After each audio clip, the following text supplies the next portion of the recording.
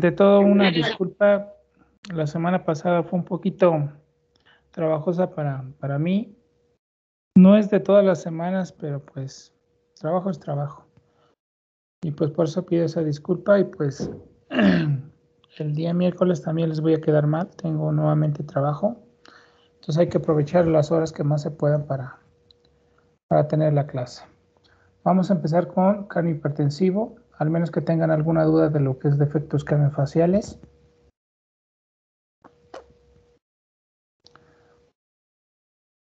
Hola, hola. Todo ¿Sí bien, me doctor. escuchan? No, ¿Sí me doctor. escuchan? Todo bien, doctor. No, bien. Bueno, pues vamos a empezar con cráneo hipertensivo. ¿Y qué es, qué es hipertensión intracraneana? Es un conjunto de signos sin síntomas que obviamente son secundarios al aumento de la presión intracraneana y pues obviamente vamos a tener un periodo de complianza y un periodo de no complianza. Cuando yo tengo un mecanismo de compensación, esta sintomatología de cráneo hipertensivo no se va a presentar, pero va a depender del tiempo y la evolución que se presente esos cambios de volumen. Entonces, ¿qué es la presión? Es la presión que se ejercen los elementos intracraneales sobre una determinada área. En este caso va a ser sobre la dura madre, que obviamente está íntimamente en contacto con la parte ósea que no tiene esa capacidad de flexibilidad. Entonces, esta presión es la que me va a ejercer obviamente a nivel intracraneal. Para hablar de cráneo hipertensivo tengo que hablar de contenido y de su continente. Obviamente su continente va a ser la parte ósea, la parte de la bóveda, la parte de la base de cráneo, donde vamos a encontrar mi tejido cerebral, obviamente el contenido. Y el contenido va a ser principalmente lo que es tejido cerebral y líquido intersticial, el componente sanguíneo, que es el componente arterial y venoso, y mi componente de líquido cefalorraquídeo, que ocupa esta porción. Y pues bueno, ¿cómo lo vamos a encontrar distribuidos? En el tejido cerebral va a ser de aproximadamente de 1400 a 1500, va a variar obviamente con la edad. No es lo mismo un infante, un lactante, a un adulto. Van a variar, pero más o menos tienen esa proporción, 80% de tejido cerebral y líquido intersticial. El componente sanguíneo va a ocupar un 150 mililitros aproximadamente, que va a ocupar el 10% de ese contenido. Y mi líquido cefalorraquídeo va a tener el otro 10%, que van a ser 150. Entonces, la suma de estos tres, obviamente me van a generar el 100%. Y la suma de estos me van a generar una presión intracraneana que va a ser de 10 a 15 milímetros de mercurio. Este dibujito lo vamos a utilizar mucho, obviamente, sobre todo cuando utilizo mis mecanismos de compensación para que no me generen esos cambios. Una vez que yo hable de mi contenido y mi continente, pues obviamente voy a hablar de una doctrina en la cual me dice que la suma de los tres componentes o de mi contenido, mi tejido cerebral, mi componente sanguíneo, mi líquido cefalorraquídeo, tienen que permanecer constantes para generarme una presión intracraneana. Si alguno de los componentes aumenta, los otros dos tienen que disminuir para que mi presión intracraneana no se altere. Pero si esa presión, ese aumento ya no lo puedo compensar, entonces voy a tener la característica de cráneo hipertensivo. ¿Ok? Entonces, la teoría de Monro-Kelly me dice que los tres componentes tienen que estar de manera constantes. Si alguno de ellos aumenta, ya sea por un tumor, por una hemorragia o por un tumor de líquido cefalorraquídeo o una obstrucción de líquido cefalorraquídeo, los otros dos componentes tienen que disminuir ese aumento para compensar. Si esa compensación se pierde, entonces yo tengo la sintomatología de cráneo hipertensivo. Entonces, ¿qué me dice la teoría de Monro-Kelly? Que el aumento de volumen de cualquiera de los tres componentes, llámese componente sanguíneo, llámese componente de líquido cefalorraquídeo o llámese componente de tejido cerebral, debe de ser compensado con una disminución proporcional de los otros dos componentes. De lo contrario, me generaría un aumento de la presión intracraneana y con esto la sintomatología. Entonces, la teoría de Monro-Kelly, obviamente, Si hay un aumento de volumen dentro del cráneo que no logra ser compensado, entonces yo tengo la sintomatología de cráneo hipertensivo. Y esto está relacionado obviamente con el volumen del tejido cerebral, está relacionado obviamente con mi escala de Coma-Glasgow. Entre menos escala de Coma-Glasgow yo tengo, obviamente voy a tener aumento de mi presión intracerebral. Entonces, esto ya lo vimos. Ok. Ahora, tengo que hablar de mis componentes de líquido cefalorraquídeo y tengo que hablar de mi componente arterial, que lo vamos a ver. Mi componente, sobre todo de tejido cerebral, pues ya no me voy a detener porque ya lo estudié en neuroanatomía y va a ser la parte ósea de tejido cerebral. Entonces, vámonos con lo que es el líquido cefalorraquídeo. ¿Qué es? Es un líquido incoloro, inodoro, formado a nivel de los plexos coroideos que se encuentran en las células de superficie ependimaria de los ventrículos laterales, que es 1 y 2. ¿Quedamos? Entonces, este líquido se utiliza transporte activo, entonces se utiliza energía y transporta oxígeno, proteínas, linfocitos, glucosa, electrolitos, hormonas que sirven para que mi tejido cerebral funcione de manera correcta. ¿Cómo lo voy a tener distribuido ese líquido cefalorraquídeo? ¿O cómo se va a producir ese líquido cefalorraquídeo? Pues va a ser del 50 al 80% se van a producir en los plexos coroideos y del 20 al 30% en las células ependimarias de mi médula espinal. Acuérdense ustedes que todo lo que es el sistema ventricular, agujero de Monro, tercer ventrículo, cuarto ventrículo y conducto ependimario, tengo células ependimarias que también producen líquido cefalorraquídeo, pero va a ser en menor proporción. Entonces aquí yo tengo mis plexos coroideos, aquí yo lo tengo magnificado, donde yo tengo un capilar arteriolar, donde aquí se encuentra en la parte basal y esta es la parte apical, donde se produce líquido cefalorraquídeo. Entonces es muy importante mi presión arterial para que se mantenga una producción de manera adecuada. Si mi presión arterial disminuye por X motivo, estado de choque, estado de deshidratación, mi producción de líquido cefalorraquídeo se va a ver alterado propiamente. Y esta parte del capilar que se encuentra a nivel de la base va a pasar por este epitelio que está completamente unido, estrechado por uniones tan específicas que van a permitir el paso de sustancias de manera selectiva. Si estas uniones o estrecheces o importadores, o en este caso bombas que yo tengo, no se existieran, permitirían el paso de todos los componentes sanguíneos a nivel de mi tejido cerebral y pues obviamente sería casi la misma concentración de mi componente de líquido, de componente vascular y mi componente de líquido cefalorraquídeo. Pero gracias a este plexo, a esta barrera hematoencefálica, es ultra selectiva de sustancias y por eso tenemos diferentes tipos de cambios y comparaciones de líquido cefalorraquídeo con el componente sanguíneo.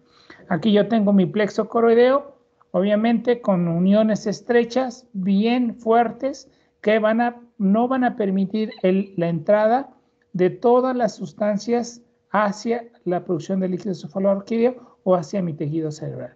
Donde yo tengo acuaporinas, tengo lo que son caderinas o que son ocludinas, que obviamente también me sirven para esa unión tan estrecha y permitan un paso de manera adecuada de sustancias hacia la luz intraventricular. Aquí yo tengo entonces mi capilar, aquí yo tengo mi capilar, que obviamente está relacionado con mi presión arterial media. Si esa presión arterial media disminuye, pues disminuye la producción del mismo. Y pues bueno, aquí existe una enzima que se llama anhidrasa carbónica. Esa anhidrasa carbónica es muy importante sobre todo para la producción de líquido cefalorraquídeo. Si esta enzima se encuentra alterada, pues se va a producir la producción de líquido cefalorraquídeo y con ello, pues su producción. Entonces, si yo utilizo en un paciente que le voy a dar acetosolamida, bueno, en este caso mencionamos que la acetosolamida inhibe la anhidrasa carbónica. Al inhibirla, pues obviamente se va a disminuir su producción. ¿Qué es lo que pasa en los pacientes que tienen hidrocefalias? Pues les damos acetosolamida para que disminuya la producción de líquido cefalorraquídeo y pues obviamente no aumente mi presión intracerebral. Entonces, en estos plexos coroidales que yo tengo a nivel de mis ventrículos laterales, pues obviamente va a fluir por el agujero de Monro, tercer ventrículo, acueducto de Silvio, mi cuarto ventrículo, mis dos conductos laterales anteriores que son de Luschka y uno posterior y central que es de Magendie, para que pase hacia la parte subdural de mi cavidad endocraniana y de mi médula espinal. Ahora, ¿qué cantidad de líquido cefalorraquídeo se produce? Más o menos de 50 a 150 mililitros en el lactante y en el adulto 150 mililitros. Ya les dije que esto va a variar. En aquellos pacientes que hacen, por ejemplo, aumento de la presión venosa, que hacen maniobras de Valsalva, al agacharse, al hacer un esfuerzo, pues aumentan esa presión y esto va a generar disminución de la producción. ¿Y cómo lo voy a encontrar esa distribución de líquido cefalorraquídeo? Lo voy a encontrar el 30% en el sistema ventricular, el 35% en el canal espinal y el 35% en el espacio subaracnoideo. Si se dan cuenta, muy poco porcentaje lo encontramos en el sistema ventricular, aunque tenemos la imagen así más magnificada, pues nos damos cuenta que lo encontramos más en canal espinal y en el espacio subaracnoideo. ¿Y cómo va a estar su producción? Entonces lo vamos a tener de la siguiente forma. Esto está relacionado, acuérdense ustedes, con el flujo sanguíneo cerebral. Si mi paciente está chocado, si mi paciente está deshidratado, este flujo sanguíneo cerebral disminuye y pues obviamente con ello su producción. ¿Qué tanto se produce? Se produce de 0.4 mililitros en un minuto. ¿Qué quiere decir? Que voy a tener 20 mililitros aproximadamente en una hora. Y si multiplico esos 20 mililitros por 24, pues voy a tener una producción que varía de 400 a 500 mililitros en un día. ¿Quedamos? Y bueno, este líquido cefalorraquídeo tiene una vida media. Y esa vida media es aproximadamente de 3 horas. ¿Y en qué consiste esa vida media? Consiste en producción de líquido cefalorraquídeo.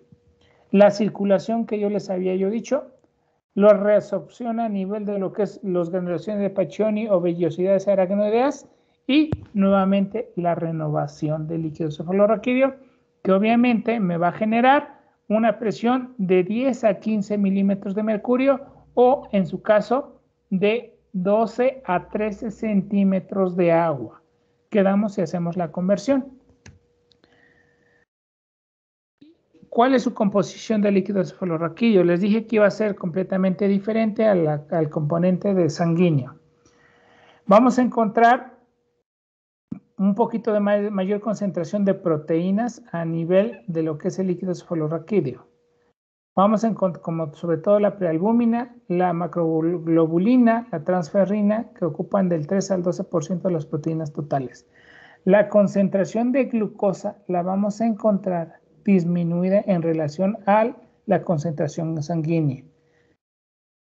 Aquí yo tengo una comparación de mi componente sanguíneo y de mi componente de líquido cefalorraquídeo. Lo único que va a variar va a ser la composición de lo que es la glucosa y la composición de proteínas. Las vamos a encontrar más bajas comparados al componente sanguíneo. De ahí todo lo demás casi tienen una misma semejanza de lo que es el sodio, el cloro, el carbonato y mi pH, pero casi se encuentra en la misma composición, excepto en las glucosas y en las proteínas. Y pues bueno, cuando yo tengo un paciente con cráneo hipertensivo o en este caso con datos de meningoencefalitis, pues también el líquido cefalorraquídeo me sirve para hacer un citológico y un citoquímico. En el citológico, pues obviamente vamos a determinar el tipo de células que prevalecen y con esto pues también lo voy a llevar a un cultivo y dependiendo lo que me crezca, pues le vamos a dar el tratamiento. Pero tenemos variaciones sobre todo a nivel de lo que es el citoquímico.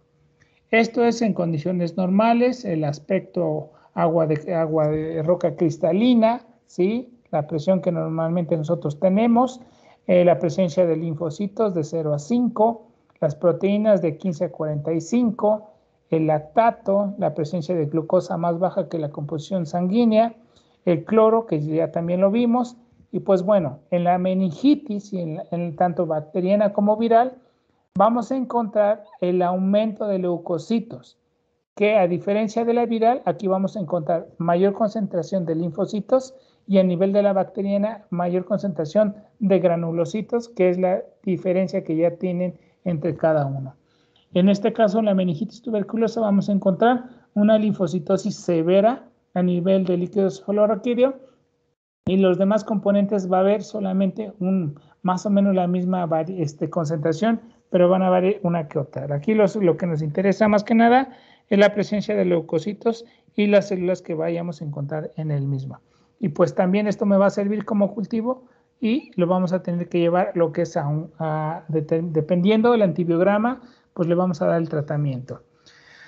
Ahora, ¿cuál es la función del líquido cefalorraquídeo? Vamos a tener una protección mecánica, una protección química, vamos a tener una función de circulación y una función de eliminación. La protección mecánica. La mayor parte de lo que es el tejido cerebral tiene que estar suspendido en este líquido cefalorraquídeo. ¿Para qué? Para que no le generen daño las convexidades que generan los huesos de la base del cráneo. ¿Como cuáles? Como los apófisis, como son las alas mayores y menores de los esfenoides. Y obviamente si ese mecanismo de suspensión del líquido cefalorraquídeo con cualquier mecanismo de aceleración y desaceleración nos condicionaría un daño, ruptura del tejido cerebral.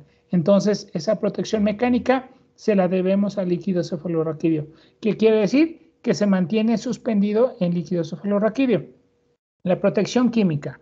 La protección química que tiene, pues obviamente, esta es para que tenga un funcionamiento de manera adecuada y pues con ello una transmisión de los potenciales de acción. Y si nosotros no tenemos ninguna alteración de los mismos, pues los impulsos nerviosos se van a transmitir sin ninguna alteración. De circulación, ya les dije yo, de los ventrículos laterales, agujero de Monro, tercer ventrículo, acueducto de Silvio, cuarto ventrículo, conducto de Luschke-Mayendi y pase al espacio subdural a nivel medular y a nivel endocraneano. Y obviamente también me va a servir como eliminación de medicamentos, de hormonas, de elementos celulares para que obviamente no le generen daño directamente a nivel de mi sistema nervioso central. Este es el movimiento que yo les había dicho, o circulación, que es ventrículos laterales 1 y 2, al agujero de Monro, tercer ventrículo, acueducto de Silvio, cuarto ventrículo, foramen mandial, que es el de Mayendi, y foramen lateral, que es el de Luschka. Aquí los tenemos, primero y segundo ventrículo o ventrículos laterales, agujero de Monro, tercer ventrículo, acueducto de Silvio, cuarto ventrículo, los dos conductos laterales que son de Luschka, que son anteriores, y el posterior que es de Mayendi, para pasar hacia el espacio subdural del canal medular y de la región endocraneana. Entonces, a nivel medular va a descender bañando todas las raíces nerviosas, la cola de caballo va a ascender por la parte anterior, pasando por lo que son las lagunas a nivel de lo que es el bulbo y el puente, las lagunas cerebelosas a nivel mesencefálica, posteriormente va a ascender hacia la parte superior por lo que es el seno longitudinal superior. Y lo mismo que en este caso, a nivel de lo que es el cerebelo, pasa por la lámina cuadrigémina, el tectum, pasa para la parte superior a nivel de lo que es el seno longitudinal superior para llegar a las vellosidades aracnoideas o granulaciones de Paccioni, donde se van a reabsorber para meterlas al sistema venoso y del sistema a nivel del seno longitudinal pasa a la presa de erófilo, senos longitudinales laterales y senos sigmoideos y pasa a lo que es a la vena yugular interna y ya las mete a lo que es al sistema venoso sanguíneo. Entonces, este líquido cefalorraquídeo dura aproximadamente 3 horas. ¿Esto qué quiere decir? Que en un día tiene 8 veces este mecanismo de circulación de líquido cefalorraquídeo. ¿Ok?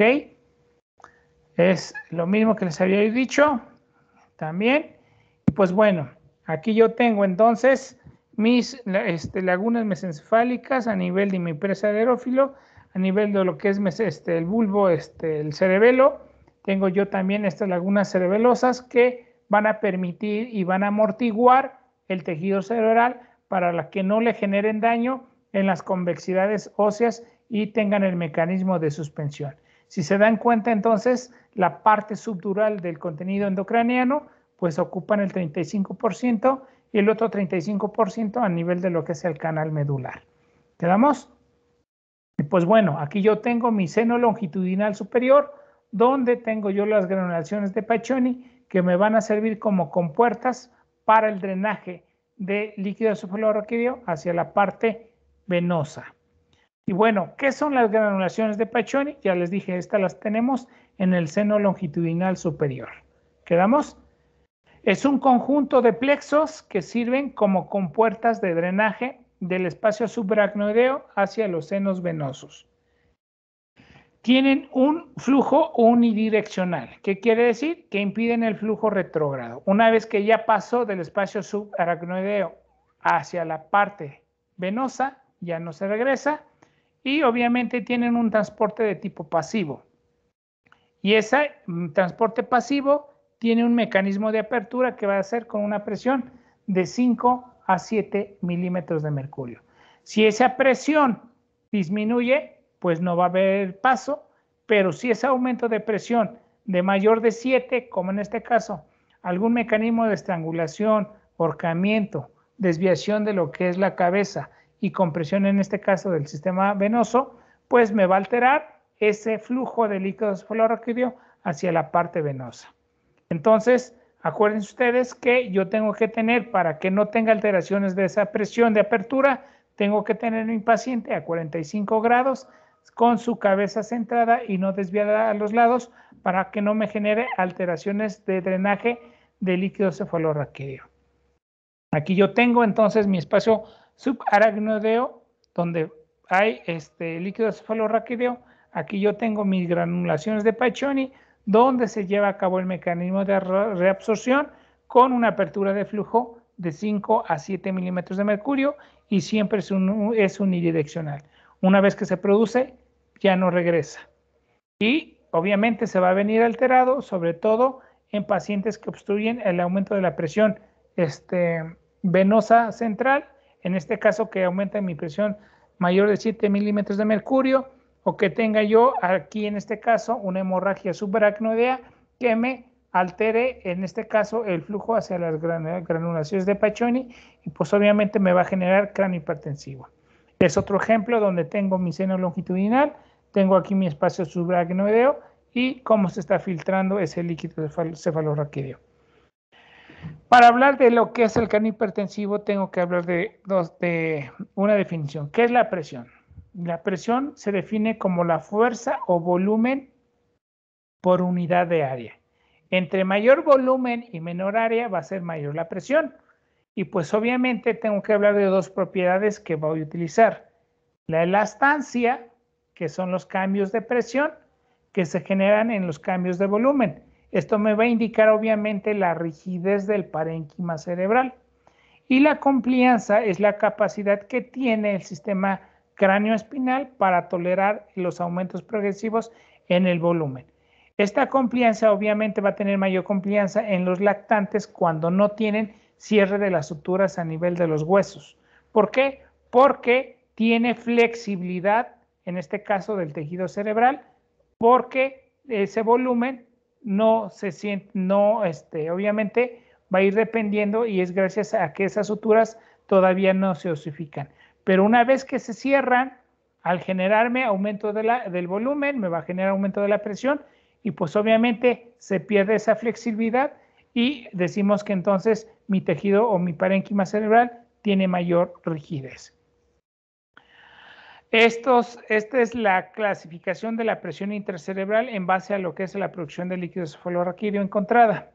La presión normal del líquido cefalorraquídeo es de 10 a 15 milímetros de mercurio. ¿Ok? Y si yo tengo una presión de 20 a 30 milímetros de mercurio, pues obviamente va a ser una presión intracerebral leve. Si yo tengo de 30 a 40 milímetros de mercurio, voy a tener una presión moderada. Y si tengo mayor de 40, estoy hablando de una presión intracerebral severa. En los de menores de 40 milímetros de mercurio, se dice que utilizo yo mecanismos de compensación para que no me dé la sintomatología la sintomatología clásica de cráneo hipertensivo. ¿Por qué? Porque ya perdí esos mecanismos de compensación y entonces ya tengo la sintomatología clásica. Entonces, ya les dije, si este líquido cefalorraquídeo se altera, ya sea por una tumoración a nivel de los plexos coroideos o una obstrucción a nivel del agujero de Monro o del conducto de Silvio o una alteración a nivel de lo que es el conducto de Lusky-Mayendi, mi producción de líquido cefalorraquídeo se va a ver aumentado, me va a generar hidrocefalia y pues obviamente los otros dos componentes tienen que disminuir para compensar ese aumento de líquido cefalorraquídeo. Si estos componentes no se modifican, entonces mi presión intracerebral se va a ver alterada y vamos a generar cráneo hipertensivo. Entonces, este dibujito siempre lo vamos a tener. Tejido cerebral, componente arterial, componente venoso, líquido cefalorraquídeo, donde tiene un mecanismo de absorción de manera adecuada, donde desplaza el líquido cefalorraquídeo hacia el canal medular, no se va a ver comprometido y pues mi paciente funciona de manera adecuada. Pero, ¿qué pasa si yo tengo la presencia de una masa o de un tumor? Llámese glioblastoma, meningioma, astrocitoma, pues obviamente al inicio yo voy a utilizar mecanismos de compensación para compensar ese aumento de volumen. ¿Cómo? Aumentando lo que es el flujo venoso y desviando mi líquido cefalorraquídeo hacia el espacio medular para compensar ese aumento de esa presión.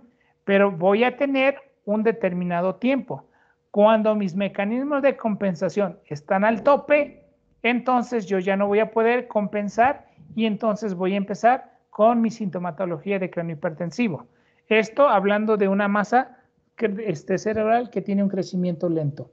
Pero ¿qué pasa si yo tengo una hemorragia intraparenquimatosa, una hemorragia subaracnoidea, una hemorragia subdural o epidural? Pues obviamente se va a presentar de manera rápida que mis mecanismos de compensación no se van a comprometer y pues obviamente voy a tener la sintomatología clásica de manera rápida, donde mis mecanismos de compensación no pudieron ayudarme y yo voy a presentar en esos cuadros una sintomatología rápida de cráneo hipertensivo.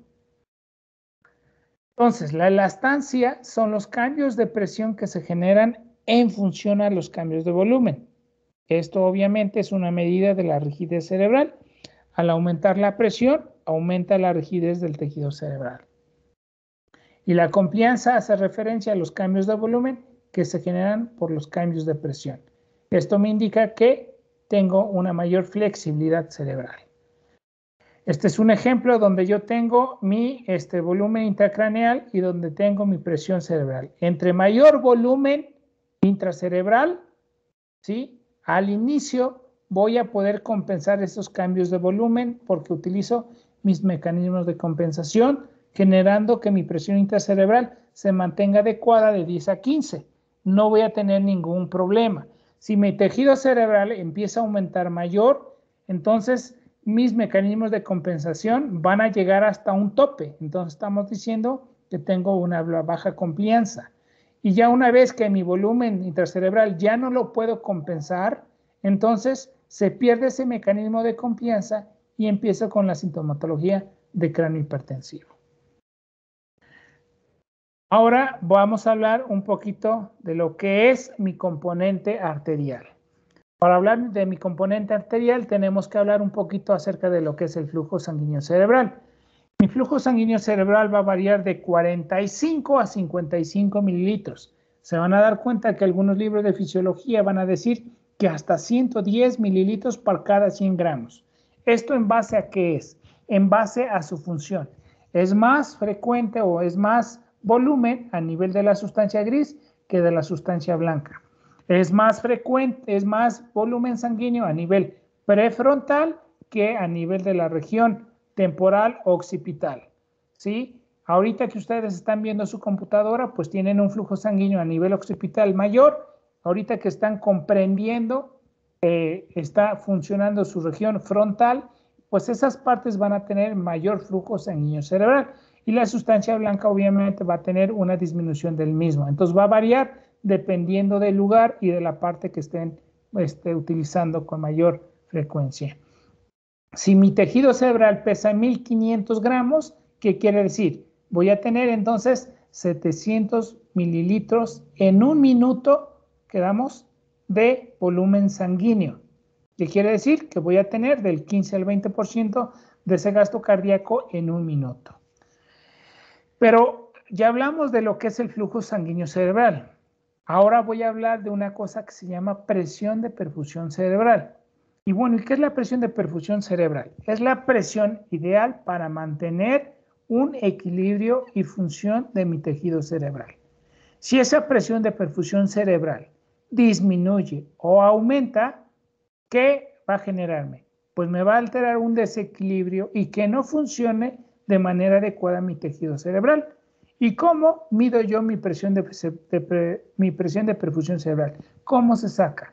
Se saca de mi presión arterial media menos mi presión intracerebral. ¿Cuál es mi presión arterial media? Va a variar, obviamente, en cada individuo, pero obviamente ya dependiendo de su presión sistólica y diastólica, sacamos la diferencia y pues obviamente vamos a tener una presión entre 100 y 110 en una persona normal. Y le restamos 10 milímetros de mercurio de mi presión intracerebral o 15, pues me va a dar más o menos una presión de perfusión cerebral de 70 a 90 milímetros de mercurio. ¿Esto qué quiere decir? Que es la presión que tienen ahorita ustedes en este momento y su cerebro funciona de manera adecuada. Y bueno, yo tengo un mecanismo de regulación de esa presión de perfusión cerebral que va a variar de 50 a 150 milímetros de mercurio. Y pues obviamente esa presión de perfusión cerebral está relacionada con mi PAN. Si mi PAN disminuye, me va a generar vasodilatación arteriolar. Esto es gracias al efecto miogénico que yo tengo a nivel de mi capilar para mejorar ese flujo sanguíneo cerebral. Eso a nivel renal, a nivel de lo que es, en este caso de las arteriolas a nivel cerebral. Si mi PAN aumenta, voy a generar vasoconstricción arteriolar para que mi presión de perfusión cerebral funcione de manera adecuada y pues obviamente esto es gracias al efecto de Baylis que yo tengo como teoría miogénica para la regulación de mi presión de perfusión cerebral. Aquí en este cuadrito se los presento. Esta es mi presión de perfusión cerebral. Les dije a ustedes que entre 150 y 50 utilizo mecanismos de compensación. Si yo disminuyo menos de 50 o aumento mayor de 150, se pierden esos mecanismos de compensación y me voy a generar. En el menor de 50 voy a tener como un efecto reflejo vasodilatación. Aquí tengo la arteriola que se va generando vasodilatación, pero disminuye menos de 50. Entonces me va a generar alteraciones de la bomba, disminución de la concentración de oxígeno y me va a generar isquemia. Esa isquemia se va a ver reflejada como edema de tipo citotóxico y esto me va a generar la muerte. Pero este edema de tipo citotóxico me va a arrastrar agua y me va a empeorar mi cuadro de edema cerebral. Voy a lo contrario. En aquel paciente que mi PAM está muy alta, voy a tener un efecto reflejo que va a ser la vasoconstricción, pero hasta 150. Si esa presión aumenta más de 150, entonces se va a alterar mi capilar cerebral y esto me va a generar extravasación de los componentes sanguíneos hacia mi tejido cerebral y esto me va a generar edema de tipo vasogénico por las sustancias vasogénicas que tiene el volumen sanguíneo y este edema de tipo vasogénico me va a generar edema cerebral. Y el edema cerebral me va a empeorar el flujo sanguíneo y empiezo yo en un ciclo vicioso. Entonces, el objetivo de mi paciente con cráneo hipertensivo es mantenerlo entre 150 y 50 para que yo utilice esos mecanismos de compensación y no me genere ni edema de tipo vasogénico, ni edema de tipo citotóxico. Entonces, si mi presión de perfusión cerebral disminuye menos de 50 milímetros de mercurio, se va a ver reflejado que me va a generar vasodilatación. Al generarme vasodilatación me va a generar disminución del flujo sanguíneo cerebral y esto me va a generar hipoxia e isquemia. De lo contrario, si mi presión de perfusión cerebral aumenta más de 150 milímetros de mercurio, mi flujo sanguíneo cerebral aumenta, pero esto me va a generar edema de tipo vasogénico. Ahora voy a hacer unos ejemplos. Vamos a tener un paciente. Este es un paciente que tiene una presión de perfusión cerebral de 70-90. ¿Por qué? Porque tiene su TAM normal y tiene su presión intracerebral normal.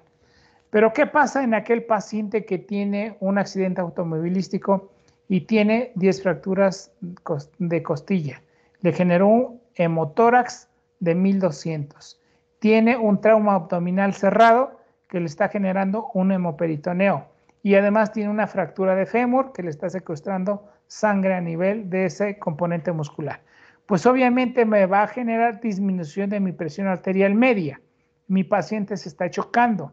Entonces mi PAM disminuye. Pero si a esta PAM que yo llego, que llega a mi paciente al servicio de urgencias, que tiene una TAM de 60 o de 50, le resto mi presión intracerebral, me va a dar menos de 50. Entonces, ¿qué va a pasar con mi presión de perfusión cerebral? Va a disminuir y esto me va a generar edema de tipo citotóxico.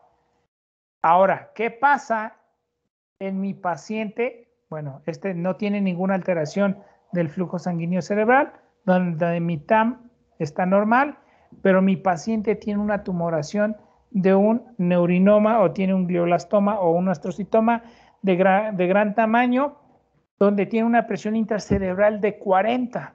Si yo le resto a los 100, le resto los 40 o los 50 de mi presión intracerebral, voy a tener menos de 50 milímetros de mercurio y pues obviamente también voy a tener edema de tipo citotóxico. Entonces, en los dos casos, tanto en aquel paciente chocado como en aquel paciente que tiene cráneo hipertensivo, el resultado final me va a generar hipoxia, isquemia y esto es traducido en edema de tipo citotóxico. Entonces tengo que mejorar. En aquel paciente que llega chocado, pues administrarle cristaloides, sustancias vasoactivas, presencia de lo que es componente sanguíneo para mejorar mi PAN. Y en mi paciente con una tumoración intracerebral, pues hay que quitarla para que no genere ese aumento de mi presión intracerebral. Bueno, ahora, yo ya tengo mi paciente en la cual ya tiene un problema de mi disminución de mi flujo sanguíneo cerebral. Y ese flujo sanguíneo cerebral, pues obviamente ya saben ustedes que tiene una PAN, una presión de perfusión cerebral menos de 50. Y obviamente ese flujo sanguíneo cerebral va a ser reflejado a nivel de mi tejido cerebral. ¿De qué forma? ¿Qué pasa? Mi flujo sanguíneo cerebral me va a disminuir la concentración de oxígeno. Al disminuir mi concentración de oxígeno, va a alterar todo lo que son las bombas a nivel membrana, como la sodio, potasio, tepeasa, como los importadores a nivel de membrana, y esto obviamente, esta disminución o esta hipoxia me va a generar a la producción de ácido láctico a nivel intracelular, va a retener lo que es el sodio a nivel intracelular, y pues tanto el sodio como el ácido láctico son sustancias que aumentan la osmolaridad atrayendo agua del intersticio hacia la célula. Y esto me va a generar edema cerebral, en este caso de tipo citotóxico. El edema cerebral se va a ver traducido como a un aumento de volumen intracraneal. Y el aumento de volumen intracraneal en pequeña área va a tener efectos sobre mi presión intracerebral. Y mi presión intracerebral va a comprimir los vasos arteriolares que me va a generar nuevamente entrar al ciclo vicioso que me va a disminuir el flujo sanguíneo cerebral. Y esto obviamente me va a generar una cosa que es parte de una tríada, que es la tríada de Cushing, que me va a generar presión arterial alta. Si yo no rompo este círculo vicioso, mejorando mi flujo sanguíneo, administrando lo que es el oxígeno, manteniendo a mi paciente en un pH de manera adecuada y no corrijo en este caso las concentraciones de sodio, pues mi paciente va a culminar lo que es en hipertensión intracraneana que me puede generar la muerte. Entonces, acuérdense ustedes que mi paciente con presión intracraneana vamos a encontrar pacientes con hipertensión arterial sistémica. ¿Ok? Y pues bueno, ahora voy a tener un ejemplo en aquellos pacientes que tienen un aumento de presión intracerebral mayor de 150. ¿Ok? ¿En qué casos? En aquellos pacientes que tienen hipertensión arterial sistémica alta. Estamos hablando en emergencias o crisis hipertensivas. En aquellos pacientes descontrolados, en aquellos pacientes con presencia de tumores como un feocromocitoma, en aquellos pacientes que tienen una PAN muy alta, que tiene mayor de 150 milímetros de mercurio, si le restamos 100 menos 10, pues vamos a encontrar, por ejemplo, un paciente que tiene una PAN de 200 menos 10 de la presión intracerebral, pues voy a tener 170 milímetros de mercurio de mi presión de perfusión cerebral. ¿Y qué voy a generar con esto? Una hiperperfusión cerebral, disfunción endotelial, aumento o extravasación, en este caso de los componentes sanguíneos hacia el tejido cerebral, y obviamente va a generar permeabilidad de la barrera hematoencefálica y esto va a ser traducido como edema de tipo vasogénico. ¿Ok? Entonces, aquellos pacientes que tienen una hipertensión arterial descontrolada, una hipertensión arterial sistémica descontrolada, ¿me puede generar edema de tipo vasogénico? Sí.